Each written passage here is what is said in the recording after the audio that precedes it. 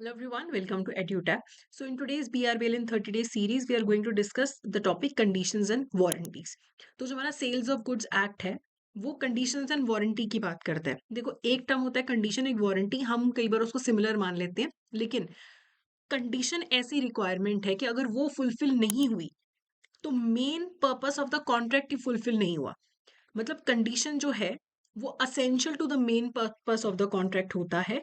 अगर कोई party condition fulfil नहीं करती है तो ऐसा माना जाएगा कि कॉन्ट्रैक्ट का ब्रीच हुआ है। पार्टी के पास राइट आ जाता है कॉन्ट्रैक्ट को रिपुडिएट या कैंसिल करने का, कि कंडीशन तो main part of the contract है। वारंटी होता है कोलेटरल, होता है मेन पर्पस से थोड़ा सा हटके रहता है, सेकेंडरी होता है। अगर कोई वारंटी ब्रीच करता है तो सिर्फ डैमेजेस क्लेम किए जा सकते हैं, आप गुड्स नहीं रिजेक्ट कर सकते, आप कॉन्ट्रैक्ट कैंसिल नहीं कर सकते। एक कॉन्ट्रैक्ट में वो कंडीशन है या वारंटी है, ये डिपेंड करता है on the type of contract. तो अगर मेरा आपके साथ सेल परचेज का कॉन्ट्रैक्ट हुआ, अगर मैं कंडीशन नहीं फुलफिल कर रही हूँ तो आप फिर कॉन्ट्रैक्ट कैंसिल कर सकते हो, लेकिन अगर मैं वारंटी फुलफिल नहीं कर रही हूँ तो फिर आप मेरे से डैमेजेस क्लेम कर सकते हो, आप गुड्स को रिजेक्ट नहीं कर सकते हो। ठीक है। जहां पे अभी सिर्फ कॉन्ट्रैक्ट ऑफ सेल है, ठीक है, कॉन्ट्रैक्ट ऑफ सेल में क्या होता है, अभी कोई कंडीशन है जो भी फुलफिल नहीं हुई है, अभी बायर ने गुड्स एक्सेप्ट नहीं किए, तो बायर के पास ऑप्शन है कि देखो जी कंडीशन फुलफिल नहीं हुई है, आप कंडीशन या तो फुलफिल करो, ठीक है, नहीं तो मैं कॉन्ट्रैक्ट कैंसिल कर दूंगा, या फिर उसके पास ये भी ऑप्शन है कि वो कंडीशन को एज अ वारंटी ट्रीट करके डैमेजेस क्लेम कर दे। जब तक तो अभी सिर्फ कॉन्ट्रैक्ट ऑफ सेल है, सेल नहीं हुआ, तब तक तो बायर के पास चॉइस होती है कि वो बोले कि नहीं कंडीशन फुलफिल करो, या फिर वो वारंटी बोल के उसके डैमेजेस क्लेम कर ले। लेकिन एक बार अगर सेल कंप्लीट हो गई, बायर ने गुड्स एक्सेप्ट कर लिए, तो उसके पास चॉइस नहीं है। फिर वो सिर्फ जो नॉन फुलफिलमेंट ऑफ कंडीशन है बाय द सेलर, उसे सिर्फ ब्रीच ऑफ वारंटी के तौर पे ट्रीट कर सकता है। तो कॉन्ट्रैक्ट ऑफ सेल के टाइम पे उसके पास ऑप्शन है कि कंडीशन को फुलफिल करवा सके या वेवर देना चाहे दे सकता है, लेकिन एक बार सेल कंप्लीट होगी फिर वो सिर्फ वारंटी के तौर पे ट्रीट करके उसके लिए डैमेजेस ही क्लेम कर सकता है। अब तो कंडीशंस एंड वारंटीज होती हैं वो इम्प्लाइड भी होती हैं और एक्सप्रेस भी होती हैं। ठीक है। तो जो एक्सप्रेस कंडीशन या वारंटीज होती हैं वो एक्सप्रेसली कॉन्ट्रैक्ट में लिखी होती हैं, आप उन्हें एक्सक्लूड नहीं कर सकते, वो एक्चुअली लिखी हुई है कॉन्ट्रैक्ट में एक्सप्रेसली कि ये तो होना ही चाहिए। इम्प्लाइड होता है, इंटरप्रिटेशन होती है एक तरीके से, ठीक है, कि law interprets to imply, implied है कि यार ये तो होना ही चाहिए, कॉन्ट्रैक्ट में मेंशन नहीं है, तो इसमें दोनों पार्टी के पास ऑप्शन होती है कि जो इम्प्लाइड चीजें हैं, मानी हुई चीजें, उन्हें वो हटाना चाहे हटा सकते हैं। ठीक है। एक्सप्रेस में आप कॉन्ट्रैक्ट में ऐड कर रहे हो कि ये कंडीशन तो फुलफिल होना चाहिए, इम्प्लाइड में होता है कि नॉर्मली ये होता ही है, ऐसे कॉन्ट्रैक्ट्स में आप ये जो नॉर्मली होता ही है, जो इम्प्लाइड वाली चीजें हैं, आप चाहो तो म्यूचुअली बायर सेलर आपस में मिलके उन्हें हटा सकते हैं। ठीक है। तो अब हम कुछ इम्प्लाइड चीजों को के बारे में बात करते हैं कि क्या माना जाता है कि ये तो होना ही चाहिए, आपको कॉन्ट्रैक्ट में लिखने की जरूरत नहीं है। तो इम्प्लाइड होता है कि जो सेल कर रहा है उसके पास सेल करने का राइट है, ठीक है, एंड या फिर will have the right to sell the goods at the time when the ownership is to pass to the buyer, या जब बायर को ओनरशिप ट्रांसफर हो रही है तो उसके पास राइट टू सेल होगा या है। मगर मैं आपको कोई चीज बेच रही हूँ, इस ये इम्प्लाइड है कि वो मेरी है तभी मैं आपको बेच रही हूँ ना, तो ये इम्प्लाइड रहता है। ठीक है। उसके बाद है sale by description. Sale by description का मतलब होता है कि इम्प्लाइड है कि the goods shall correspond with the description, जो गुड्स की डिस्क्रिप्शन है उसी के अकॉर्डिंगली गुड्स होंगे। ये तो गिवन है ना कि जो लिखा है उसके ऊपर पैकेजिंग पे जो भी वो होगा उसके अंदर, ये इम्प्लाइड है, ये अलग से कॉन्ट्रैक्ट में लिखने की जरूरत नहीं है।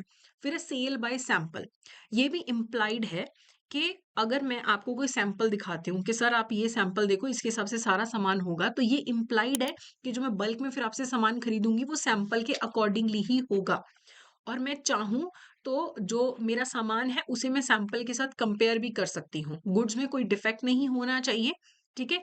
जैसा मैंने सैंपल को एग्जामिन करते जो-जो चीज़ें देखी थी, वही मेरे बल्क सामान में होना चाहिए। ये भी इम्प्लाइड है कि ऑब्वियस है ये तो होना चाहिए, ठीक है? फिर जो सेल है, सैंपल और डिस्क्रिप्शन दोनों से मैच करना चाहिए। ऐसा नहीं है कि सैंपल से मैच कर रहा है, डिस्क्रिप्शन से नहीं कर रहा, डिस्क्रिप्शन से मैच कर रहा है, सैंपल से नहीं कर रहा। डिस्क्रिप्शन जो दी गई थी और जो सैंपल दिखाया गया था, दोनों के अकॉर्डिंगली समान होना चाहिए।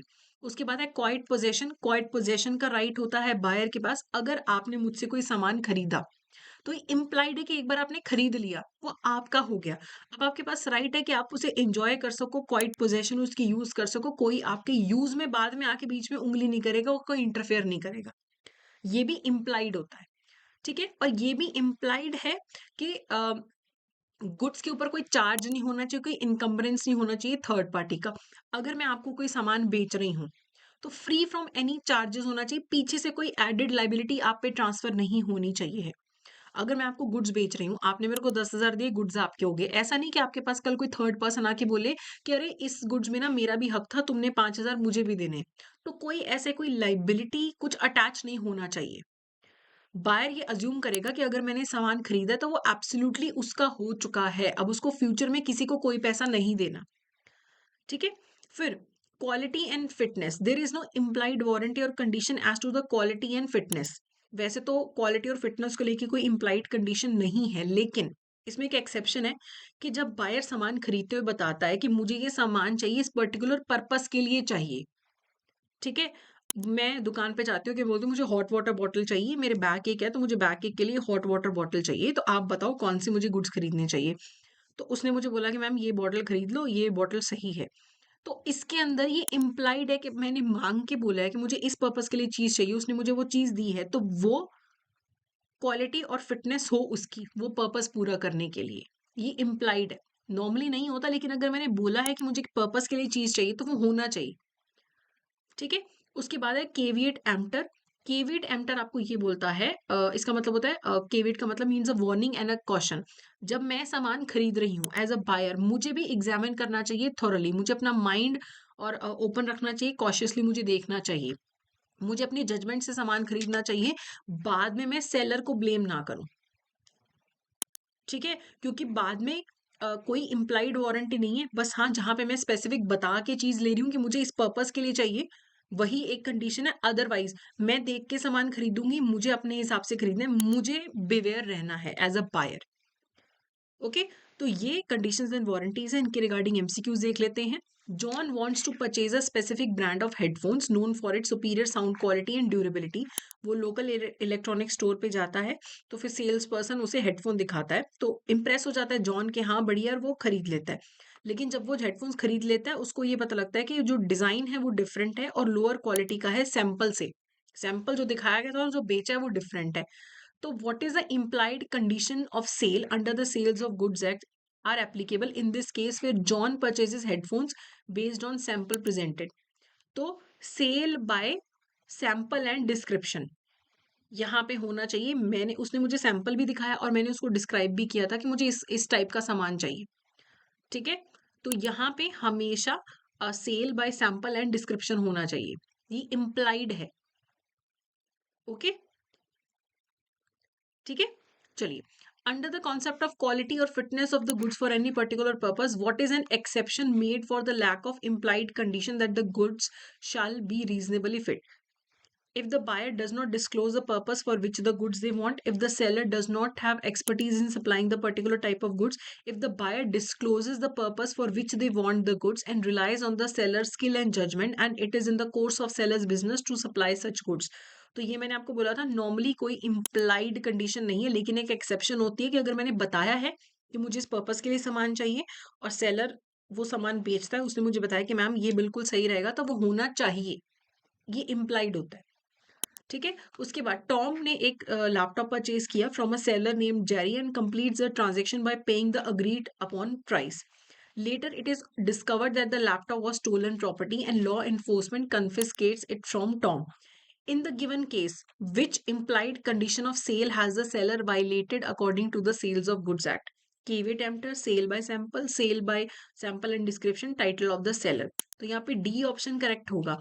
अगर मैं सामान खरीद रही हूँ तो ये इम्प्लाइड है कि सामने वाला सेलर के पास राइट था तभी उसने मुझे बेचा, उसने चोरी का सामान बेचा, इसमें मेरी कोई गलती नहीं है ना। तो टाइटल ऑफ द सेलर एक इम्प्लाइड कंडीशन है जिसे वायलेट किया गया है। Okay, last is which of the following is not covered under the concept of sale by sample? Buyer will have the opportunity to compare the bulk with the sample. होता है ये। The buyer has the sole responsibility for ensuring that the entire bulk matches the sample. The bulk of the goods must correspond with the sample in quality, the good should be free from any defect which can render them unmatchable, unmerchantable. तो यहाँ पे not covered के अंदर ये है कि buyer की responsibility नहीं है पूरी की पूरी कि बल्क सैंपल से मैच करे, ये सेलर की रिस्पॉन्सिबिलिटी है कि उसे भी देखना है कि जो सैंपल उसने दिखाया था उसी हिसाब से वो सामान बेच रहा है। ठीक है, तो ये था हमारा आज का सेशन। तो that's it for today, thank you so much.